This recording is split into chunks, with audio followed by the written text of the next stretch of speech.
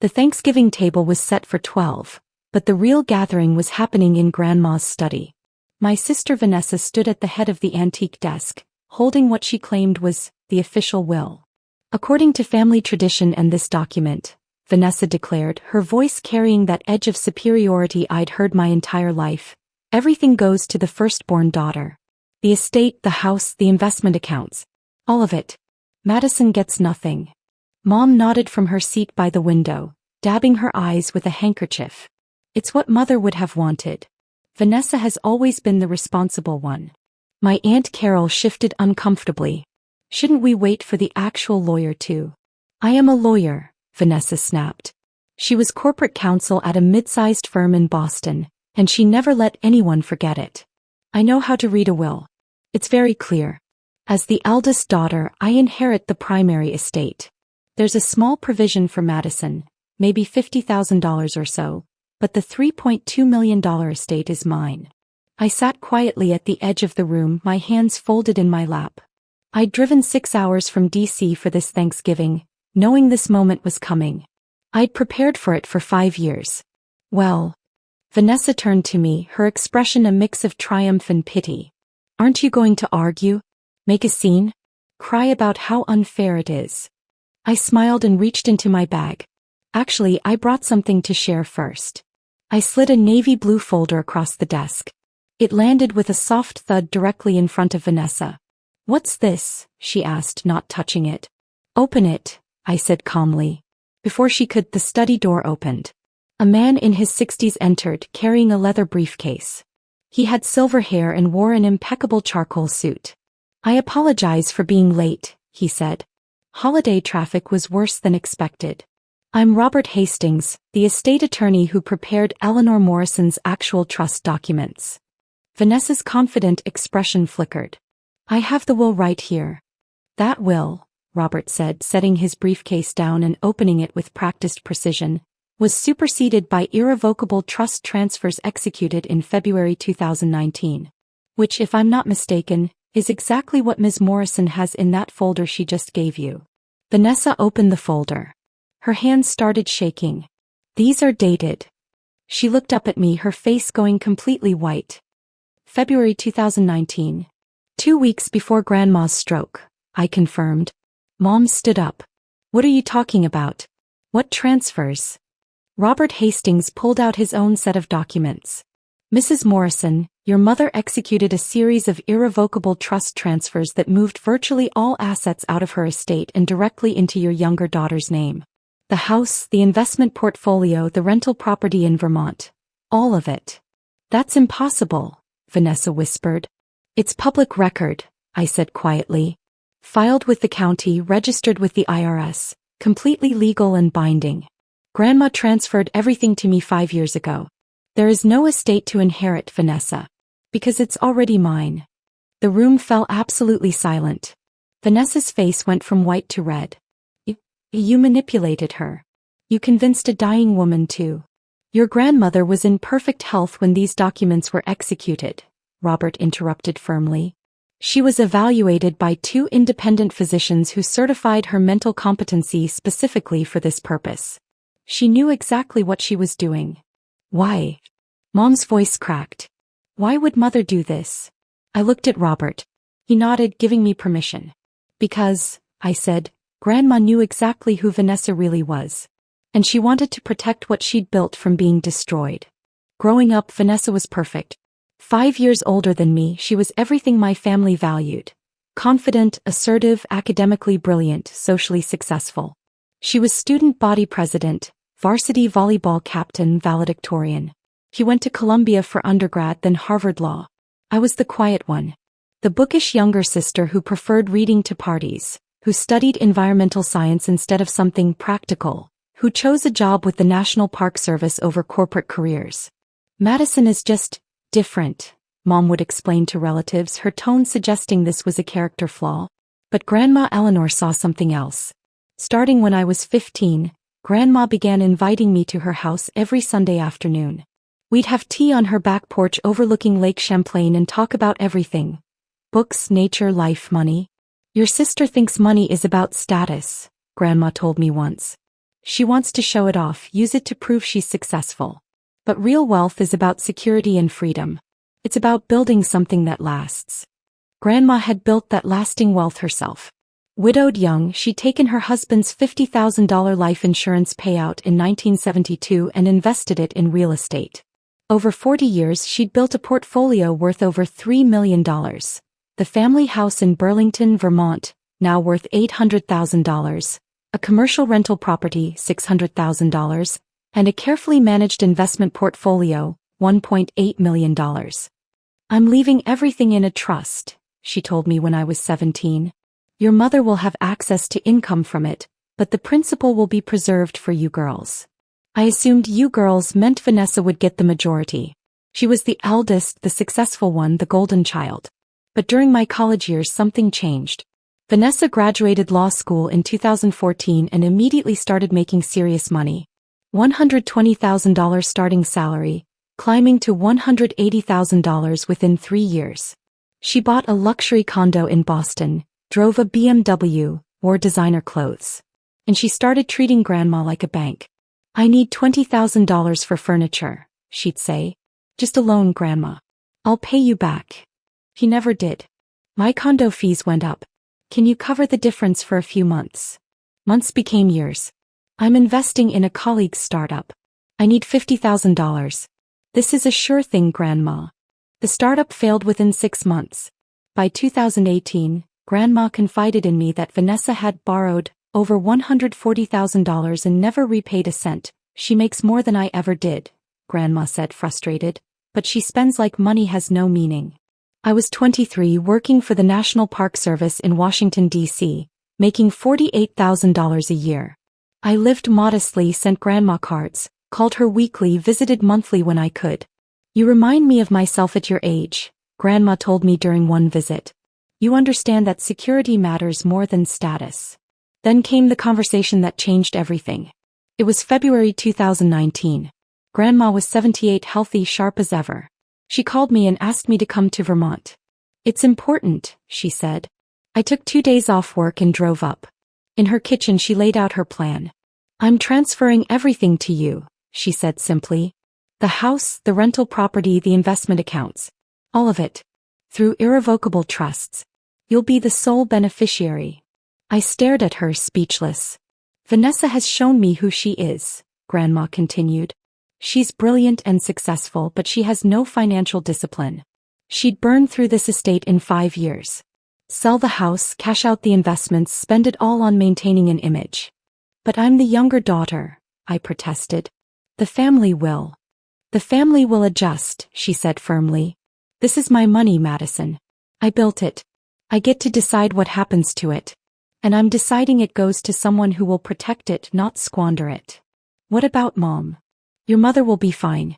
She has her own retirement accounts and your father's life insurance. This isn't about punishing anyone. It's about preserving what I built for someone who values what it represents." We met with Robert Hastings, her estate attorney, the following week. He explained the process. Irrevocable trusts that would transfer ownership immediately, removing assets from Grandma's estate, protected from probate or challenge. "This is irreversible," he warned. "Once these documents are executed, Eleanor no longer owns these assets. Madison does." "I understand," Grandma said. "That's exactly what I want." We signed everything on February 14, 2019. Valentine's Day. Grandma laughed about the date. "The day I'm giving my heart to you," she said, "in the form of financial security."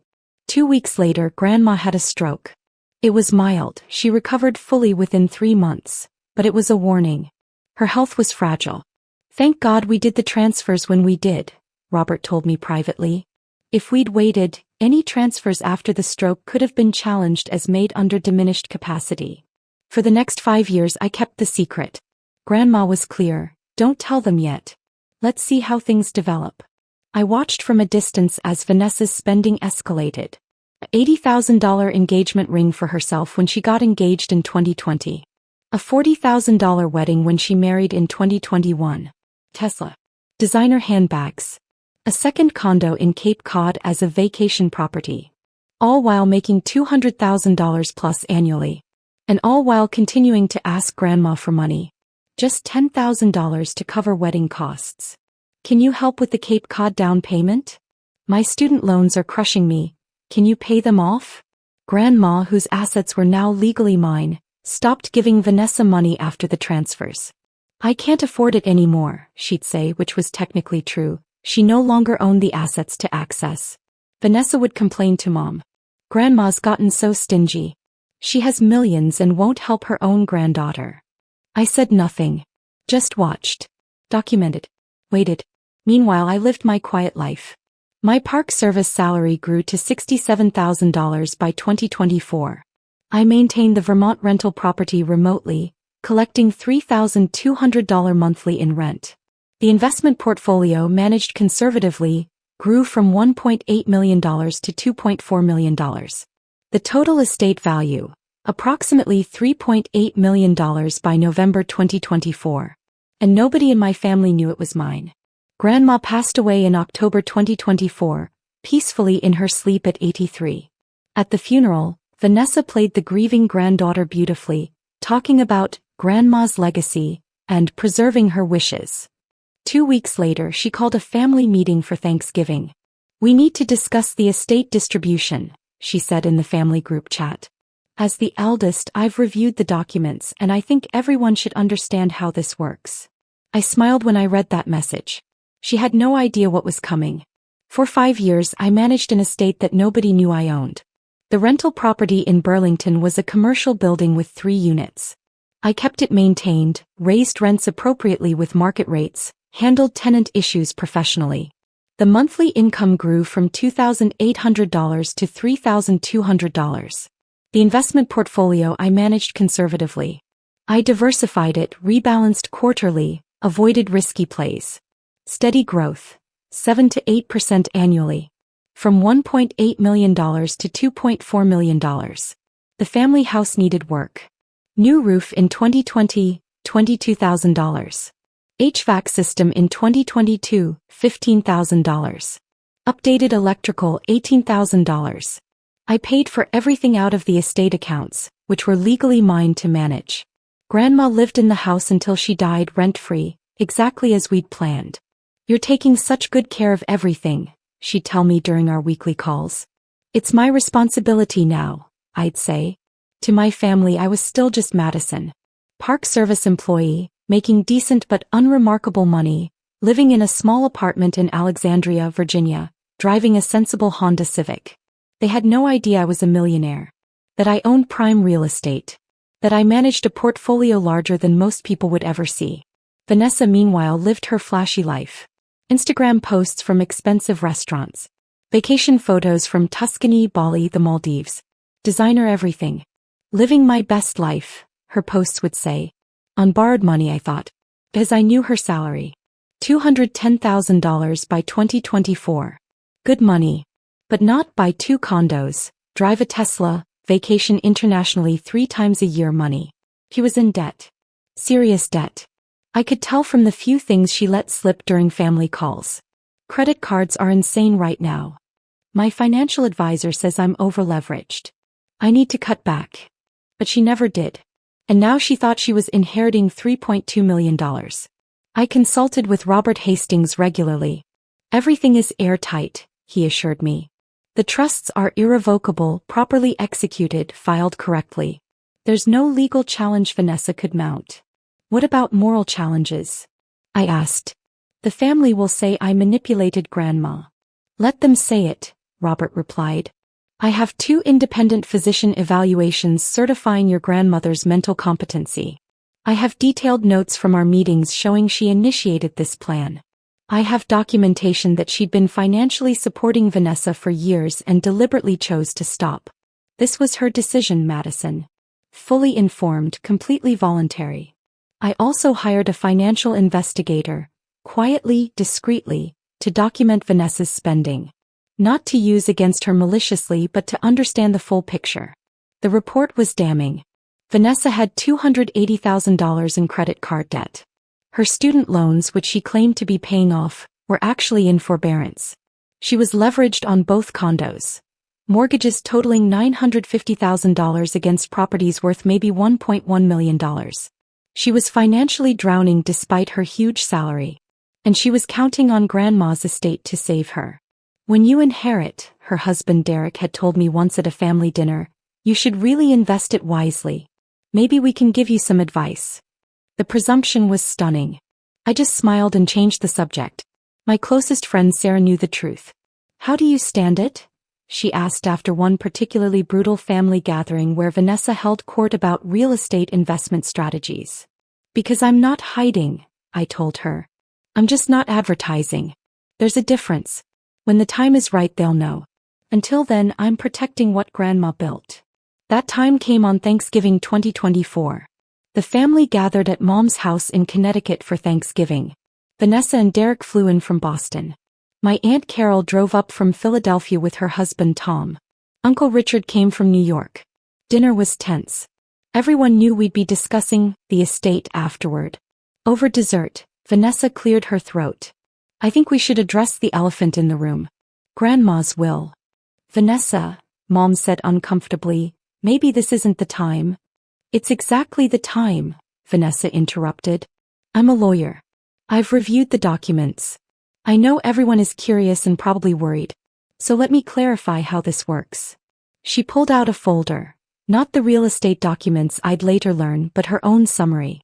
According to Grandma's will, which was last updated in 2015, the estate goes primarily to the firstborn daughter. That's me. There's a provision for Madison, approximately $50,000, but the bulk of the estate, valued at approximately $3.2 million, passes to me as the eldest. Aunt Carol frowned. That seems unequal. It's traditional, Vanessa said smoothly. Primogeniture. Eldest child inherits the estate. It's how wealthy families have operated for centuries. It ensures the wealth stays concentrated and properly managed. Properly managed by you? I asked quietly. Vanessa turned to me, her expression patronizing. Madison, I know this might feel unfair. But you have to understand, managing an estate this size requires financial expertise, legal knowledge, investment understanding, skills that frankly you don't have. I work for the government, she continued. You make what, $60,000 a year? That's respectable, but it's not estate management level. I'm trying to protect you from making mistakes that could cost you everything. How generous, I said. I'm serious, Vanessa said. Look, the $50,000 you're getting is actually meaningful money for someone at your income level. You could pay off debt, take a nice vacation, pad your savings. Be grateful for it. Mom nodded. Vanessa has a point, honey. This is complicated financial stuff. I looked around the table. Aunt Carol looked uncomfortable. Uncle Richard was checking his phone. Derek, Vanessa's husband, smirked into his wine glass. Nobody was questioning Vanessa. Nobody was asking if maybe this seemed wrong. Nobody was defending me. Just like always. So it's settled then, Vanessa said. I'll work with the estate attorney to process everything. Madison, I'll make sure your $50,000 is transferred within a few months. There's probate to handle, accounts to settle, property to evaluate. Actually, I said, I think we should wait for the estate attorney to explain things. Vanessa laughed. Madison, I am a lawyer. I think I can read a will. Can you read trust documents? I asked. Her smile flickered. What trust documents? The irrevocable trust transfers from 2019. The room went silent. What are you talking about? Mom asked. I pulled out my phone and texted Robert Hastings. We're ready. I invited Grandma's actual estate attorney to join us, I said calmly. He's waiting in the living room. I thought he should be present for this conversation. Vanessa's face went pale. You did what? I invited the professional who actually prepared Grandma's estate documents. Since we're having this discussion, we should have accurate information. Don't you think? Before Vanessa could respond, Mom went to get Robert. Derek leaned toward Vanessa and whispered something. She shook her head sharply. When Robert Hastings entered the dining room, Vanessa stood up. I don't know what Madison told you, but the will is very clear. The will, Robert said calmly, is irrelevant. Please everyone sit down. This will take a few minutes to explain. Robert Hastings set his briefcase on the dining table and opened it with practiced efficiency. He pulled out a bound document about 40 pages thick. I'm Robert Hastings. I was Eleanor Morrison's estate attorney for 15 years. I prepared her will in 2015, which is the document Vanessa has been referencing. However, that will was superseded by legal transfers executed in February 2019. What transfers? Vanessa demanded. Irrevocable trust transfers, Robert said. In February 2019, Mrs. Morrison executed a series of legal documents that moved virtually all of her assets out of her personal estate and into irrevocable trusts, naming Madison as the sole beneficiary. He began laying out documents. The family home in Burlington, transferred via quitclaim deed to the Morrison Family Residence Trust, beneficiary Madison Morrison, executed February 14, 2019. Filed with Chittenden County Clerk, Public Record. Another document. The commercial rental property at 847 Church Street, Burlington, transferred to the Morrison Commercial Property Trust, beneficiary Madison Morrison, executed February 14, 2019. Filed with Chittenden County Clerk, Public Record. Another. Investment accounts with Fidelity totaling $1.8 million at the time of transfer. Moved to the Morrison Investment Trust, beneficiary Madison Morrison, executed February 14, 2019. Registered with the IRS, Public Record. Vanessa grabbed the documents. This can't be legal. Grandma had a stroke 2 weeks after these dates. Which is precisely why we executed them when we did, Robert said firmly. Mrs. Morrison understood her health was declining. She wanted to ensure her wishes were carried out while she was indisputably of sound mind. To prove competency, he continued, Mrs. Morrison underwent evaluation by 2 independent physicians immediately before signing. Both certified she was of sound mind, understood the documents she was signing, and was acting of her own free will. Those evaluations are part of the file. He handed copies to Vanessa. She read them, her hands shaking. Why? Mom whispered. Why would Mother do this? Robert looked at me. I nodded. Mrs. Morrison was very clear about her reasoning, Robert said. She felt that Madison had demonstrated financial responsibility and understanding that would preserve the estate's value. She was concerned that the estate would be rapidly depleted if it passed to someone with different financial habits. Vanessa's face went red. Are you saying? I'm saying what Mrs. Morrison told me, Robert interrupted. She built this estate over 40 years. She wanted it protected by someone who valued its long-term preservation over short-term spending. He pulled out another document. This is a letter Mrs. Morrison wrote to be opened only after her death. She gave me permission to share it if there were questions about her reasoning. Robert began reading. To my family, by the time you read this, I'll be gone. I want you to understand why I made the decisions I did. For years, I watched my granddaughters grow into very different women. Vanessa is brilliant, successful, and confident. Madison is steady, thoughtful, and careful. Both are wonderful in their own ways. But when it came to my life's work, this estate I built from nearly nothing, I had to make a choice. Not about who I loved more, but about who would protect what I built. Madison showed me she understands that wealth isn't about status or image. It's about security and freedom. She never asked me for money. She lived within her means. She made smart, careful choices. Vanessa, my darling, you are so talented. But you've never learned that money has limits. You've borrowed over $140,000 from me and never repaid it. You make more than I ever dreamed of making, yet you're always in need. This estate would be gone within 5 years if it went to you. I can't let that happen. So I chose Madison. Not because I don't love you, Vanessa, but because I trust her to preserve what I built. To use it wisely. To pass it on someday with the same care I'm showing now. I hope you can understand. And I hope you can finally learn that real success isn't about what you show the world. It's about what you build that lasts. All my love, Grandma. The silence was absolute. Vanessa's face was white as paper. Tears streamed down her cheeks. She wrote that? Witnessed by myself and my paralegal, Robert confirmed. Along with the independent physician evaluations, this demonstrates clearly that Mrs. Morrison was competent and that this was entirely her decision. How much? Derek asked suddenly. How much did she actually transfer? I answered before Robert could. At the time of transfer, $1.8 million in investments, the house valued at $750,000, and the rental property valued at $580,000. Total approximately $3.13 million. And now? Derek pressed. The investments have grown to approximately $2.4 million. The house is worth about $800,000. The rental property about $600,000. Total current value, approximately $3.8 million. Vanessa looked at me like she'd never seen me before. You've been managing this for 5 years? Yes. And you never said anything? Grandma asked me not to. She wanted to see how things developed. This is insane, Vanessa said. You manipulated an old woman. I have physician evaluations certifying competency, I said calmly. I have Robert's testimony about Grandma initiating this plan. I have her own letter explaining her reasoning. What I don't have is any evidence of manipulation. Because there wasn't any. I slid my own folder across the table. The one from the opening scene.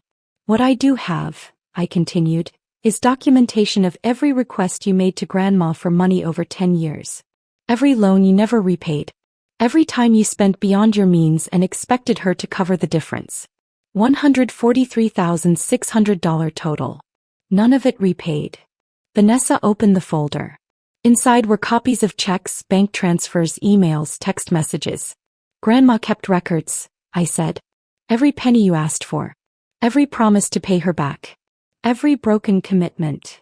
You're making me out to be some kind of villain, Vanessa said, her voice breaking. No, I said quietly. I'm just showing everyone what Grandma saw. The same pattern she saw. The reason she made the choice she did. The dining room erupted. Mom stood up. This is outrageous. Vanessa is the eldest. This violates every family tradition. What tradition? I asked. Grandma built this estate herself. It was hers to give to whoever she chose. She chose me. Because you poisoned her against Vanessa. Mom shouted. Mrs. Morrison, Robert interrupted firmly. I was present for every conversation Eleanor had about this decision. Madison was not involved in the planning phase. Eleanor made this choice independently, then informed Madison. There was no manipulation. Uncle Richard spoke up. But Madison was visiting her every week. That's undue influence. I visited Grandma because I loved her, I said. Because she was lonely after Grandpa died. Because we enjoyed each other's company. None of those visits involved discussing the estate until she'd already decided. Vanessa was staring at the folder of financial records, tears streaming down her face. You've been tracking my finances? That's psychotic. I didn't track anything, I corrected. Grandma tracked what you asked her for. I just compiled her records. Every check stub, every bank transfer confirmation, every email where you promised to pay her back. It's all in there. Derek grabbed the folder and started reading. His expression darkened. $20,000 for furniture. $15,000 for a car down payment. $50,000 for that startup investment. Jesus, Vanessa, you never told me about half of these. I was going to pay her back, Vanessa whispered. When? I asked. You make over $200,000 a year, Vanessa. You've made that or more for 7 years. That's over $1.4 million in gross income. Where did it all go? She said nothing. I can tell you where it went, I continued. 2 condos you can barely afford. Tesla. Designer everything. Vacations to Europe 3 times a year. An $80,000 engagement ring. A $40,000 wedding. You spent every penny you made and then borrowed from Grandma to cover the gaps. That's none of your business, Derek snapped. It became my business when Grandma made me the steward of her estate, I replied. When she trusted me to protect what she built. When she specifically told me she was afraid you'd burn through it all within 5 years. 5 years. Vanessa laughed bitterly. That's ridiculous. Is it? I pulled out another document. This is a financial analysis I had prepared. Based on your spending patterns from 2017 to 2024, if you'd inherited $3.2 million, here's what would have happened. I read from the report. Year 1. Pay off $280,000 in credit card debt, $150,000 in student loans. Remaining, $2.77 million. Year 2. Purchase additional vacation property $500,000. Luxury car upgrade $120,000. High-end renovations $200,000. Remaining, $1.95 million. Year 3. Stop, Vanessa whispered. The analysis shows the estate would be completely depleted within 6 years, I finished. Grandma's 40 years of careful building, gone in 6 years of spending. You don't know that, Mom said, but her voice was weak. I know Vanessa's track record, I said. I know what she's demonstrated. Grandma knew it too. That's why she made the choice she did. Aunt Carol spoke quietly. Madison, what are you going to do with the estate? Preserve it, I said immediately. The rental property generates income that I reinvest. The house I'll keep as a family property.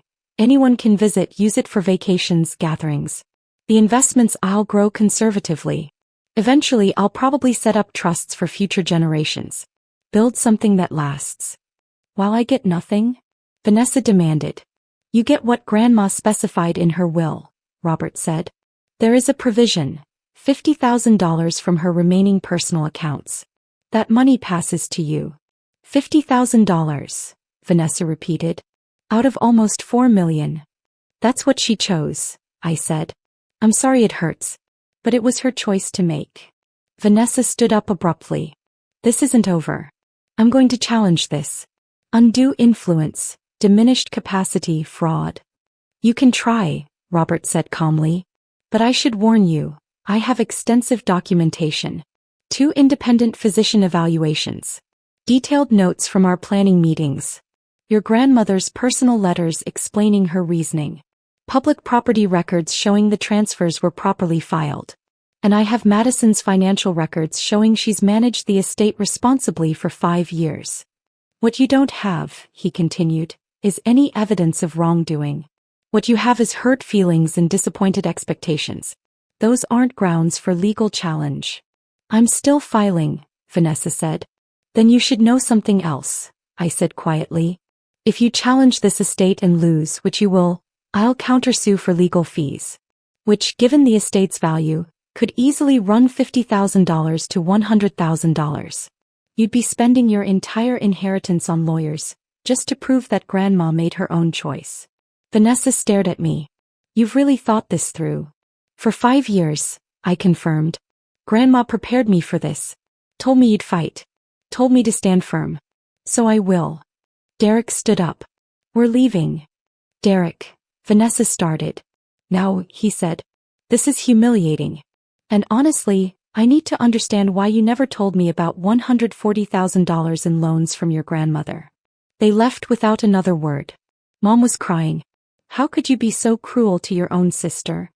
I'm not being cruel, I said. I'm executing Grandma's wishes. Vanessa's hurt, I understand that. But Grandma had good reasons for her decision. Documented, witnessed, legally sound reasons. She's going to hate you forever, Aunt Carol said. Maybe, I acknowledged. But I'd rather have her hate me for doing the right thing than have her love me for betraying Grandma's trust. Uncle Richard stood up. I think we all need some time to process this. Agreed, Robert said, beginning to pack his documents. If anyone has questions about the legal aspects, I'm available. But I want to be clear. These trusts are irrevocable. They cannot be undone, challenged, or modified. Eleanor Morrison made her choice. It's final. As people began leaving, Mom approached me. Madison, please. Think about what this is doing to our family. I am thinking about family, I said. About Grandma's family. The legacy she built. The values she tried to teach us. Vanessa never learned those values. I did. That's why Grandma chose me. Your sister is going to be destroyed by this. No, I said firmly. Vanessa makes over $200,000 a year. She has a successful career, a husband, 2 properties, and $50,000 coming from Grandma's personal accounts. She'll be fine financially. She's just not going to be a millionaire overnight. That's not what I mean, Mom said. I mean emotionally, psychologically.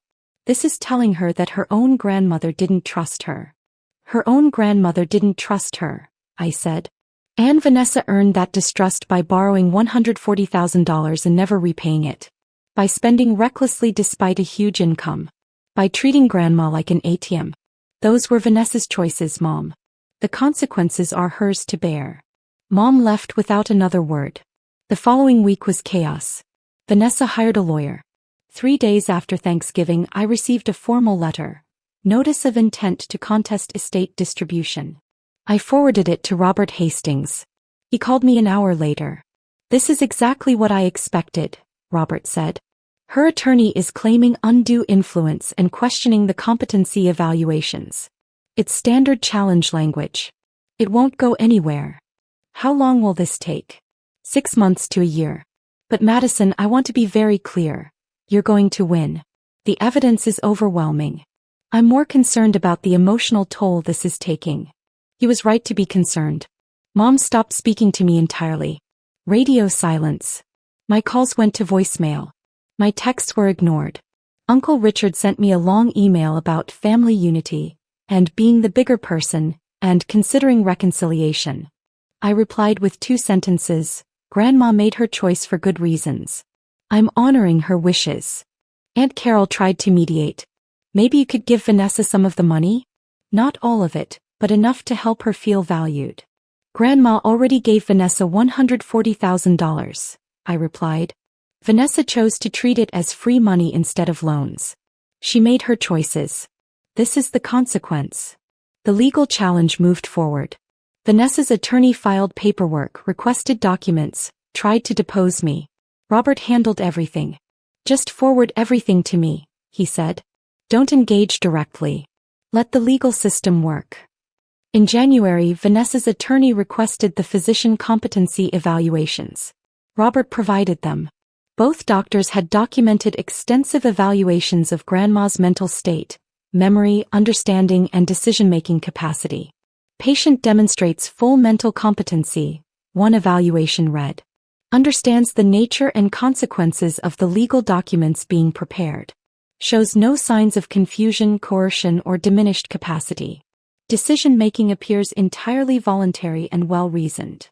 In February, they requested Robert's contemporaneous notes from the estate planning meetings. He provided 30 pages of detailed notes showing Grandma initiated the conversation, explained her reasoning, and made decisions independently. In March, they tried a new angle, claiming I'd isolated Grandma from Vanessa. Robert responded with phone records showing Vanessa called Grandma an average of 1.2 times per month from 2019 to 2024, while I called 4 to 5 times per week. Vanessa visited approximately twice per year. I visited 2 to 3 times per month. Your client isolated herself, Robert wrote in his response. Madison maintained a loving, consistent relationship. Vanessa maintained minimal contact except when requesting financial assistance. By April, Vanessa's attorney was running out of options. Then came the settlement offer. Client proposes settlement, 60/40th split of estate in Madison's favor. Vanessa receives $1.5 million. Madison receives $2.3 million. All parties release claims and preserve family harmony. I called Robert immediately. They're offering to let me keep 60% of my own estate. It's a last-ditch attempt, Robert said. They know they're losing. They're trying to salvage something. How do you want to respond? With a counteroffer, I said. Vanessa can have her $50,000 inheritance as specified in Grandma's will. In exchange, she releases all claims and admits the estate transfers were legal and valid. Take it or leave it. Robert laughed. That's not really a counteroffer. That's just enforcing the original terms. Exactly. He delivered my response. Vanessa's attorney called it insulting and vindictive. My client is simply enforcing her grandmother's legally executed wishes, Robert replied. If that's insulting, take it up with Eleanor Morrison's estate plan. In May, Vanessa's attorney withdrew from the case. Too expensive, no chance of winning, client couldn't afford to continue. Vanessa tried one last time to contact me directly. A handwritten letter arrived at my apartment. Madison, I know we're not speaking, but I need you to understand something. I'm not fighting this because I'm greedy. I'm fighting because it hurts that Grandma didn't trust me. That she thought so little of me. That she chose you. I know I made mistakes with money. I know I borrowed too much. But I thought she loved me. This proves she didn't. So if you want your victory, you have it. I'm done fighting. But I want you to know, you didn't just win the estate. You destroyed our relationship. Was it worth it? Vanessa. I read the letter 3 times. Then I wrote back. Vanessa, Grandma loved you. She told me that constantly. But love doesn't mean enabling destructive behavior. She loved you enough to say no. To set boundaries. To protect her life's work from being squandered. You're treating this like it was about you versus me. It wasn't. It was about preserving what she built. You proved you couldn't do that. I proved I could. That's not favoritism. That's discernment. I'm sorry you're hurt. But I won't apologize for honoring Grandma's choice. She trusted me with this responsibility. I'm going to fulfill it. Madison. I never heard back. 18 months after that Thanksgiving confrontation, the legal challenges are completely resolved. The estate is mine, free and clear. No restrictions, no claims, no challenges remaining. The current value, $4.1 million. The investments continued growing. The rental property generates steady income. The house in Burlington remains available for family use, though nobody except Aunt Carol has taken me up on that offer. I left the National Park Service 6 months ago. The estate generates enough passive income that I can pursue what I actually love. Environmental conservation work. I'm volunteering with 3 different land trusts, helping preserve wilderness areas across New England. Grandma would love that. Mom and I have limited contact. Holiday cards. Brief, cordial text messages. We're polite strangers now. She made her choice, Vanessa's side, and I made mine. We've both accepted that. Vanessa and Derek divorced 8 months ago.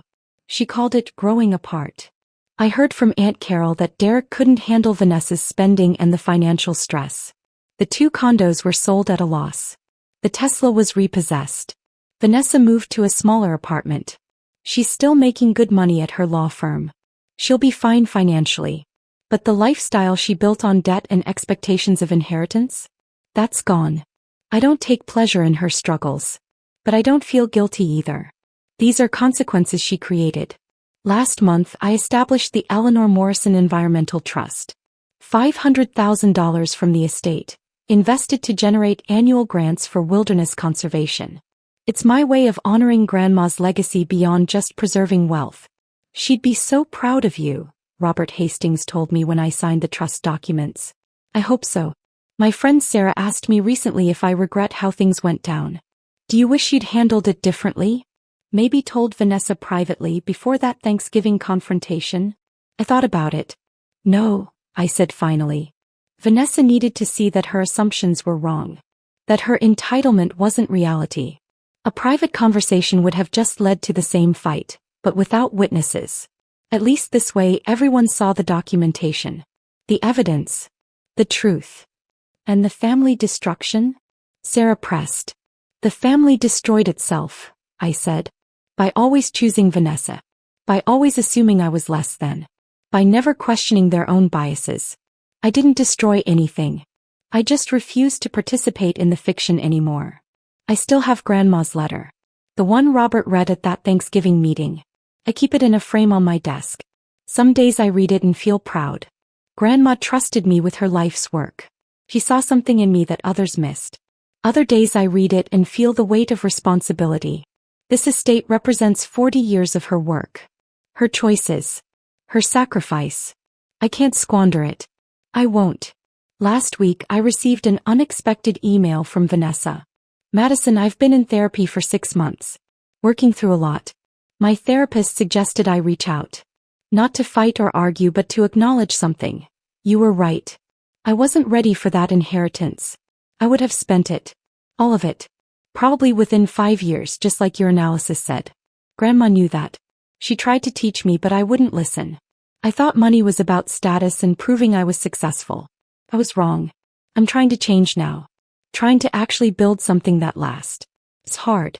But I'm trying. You don't have to respond to this. I just wanted you to know. V. I stared at that email for a long time. Then I wrote back. Vanessa, I'm glad you're working on yourself. That takes courage. If you want, when you're ready we could talk. Not about the estate, that's settled. But about Grandma. About what she tried to teach both of us. About building things that last. Madison. She replied within an hour. I'd like that. Someday. Thank you. Maybe we'll rebuild a relationship. Maybe we won't. But at least she's finally understanding what Grandma tried to teach her. At the Thanksgiving table, Vanessa declared the $3.2 million estate was legally hers. Until the trust attorney stood up. Until the truth came out.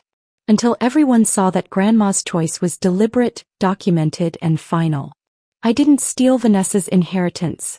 Grandma never gave it to her in the first place. She gave it to someone who would protect it. Someone who understood that wealth isn't about showing off. It's about building something that lasts.